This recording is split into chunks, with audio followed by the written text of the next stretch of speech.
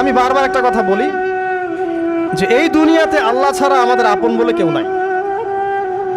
আপনি যাকে আপন মনে করেন না কেন, আমাদের সম্পর্ক আছে বাবার সাথে, মায়ের সাথে, স্ত্রী সন্তানদের সবার সাথে, আমাদের হক আছে, অধিকার আছে, সব ঠিক আছে। বিশ্বাস করেন আল্লাহ ছাড়া আপন বলে আপনার কেউ নাই। এই যে গার্লফ্রেন্ডকে আপন মনে হয়, এরা আপন না। স্ত্রী সন্তানদেরকে খুব আপন মনে হয়, আপনার মৃত্যুর পর 40 দিন সময় লাগবে না সব ভুলে যেতে। পিতা মাতা ভাই বোন সবাইকে আপন মনে হচ্ছে।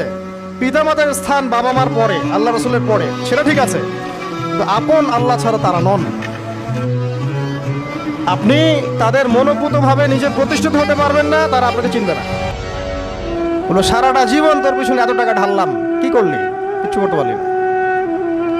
আবার এখন যারা পিতা মাতা হয়েছেন, সন্তানদেরকে আপন মনে হচ্ছে, দেখবেন এই সন্তানকে আপনি আপনার মনোপুতভাবে সম্পত্তি দিতে পারবেন না, ভরণ পোষণ দিতে পারবেন না। এই সন্তান বড় হয়ে আপনাকে বৃদ্ধাশ্রমে পাঠিয়ে দিতে পারে, নাউজুবিল্লাহ। অথবা আপনার সাথে এই সন্তানই খারাপ ব্যবহার করবে। আপন মনে হচ্ছে? আল্লাহ ছাড়া কেউ আপন না। আল্লাহ ছাড়া আপন কেউ না, আর আল্লাহ ছাড়া সত্যিকার অর্থে আপনাকে আমাকে ভালো কেউ বাসে না। শুধু আল্লাহই আপনাকে ভালোবাসে। এটা আপনারা হারে হারে উপলব্ধি করবেন যত দিন যাবে ইনশাআল্লাহ। তাই শুধু সে আল্লাহর জন্যেই নিজেকে খালেস করে দেন, আর যার যার হক তাকে তাকে দিয়ে দেন। দুনিয়াতে শান্তিতে থাকার ফিলোসফি বলছে, philosophy of happiness in this হায়াতুদ দুনিয়া, সেটা হচ্ছে যার যার হক তাকে তাকে দিয়ে দেন, নিজের হক আল্লাহর কাছে চেয়ে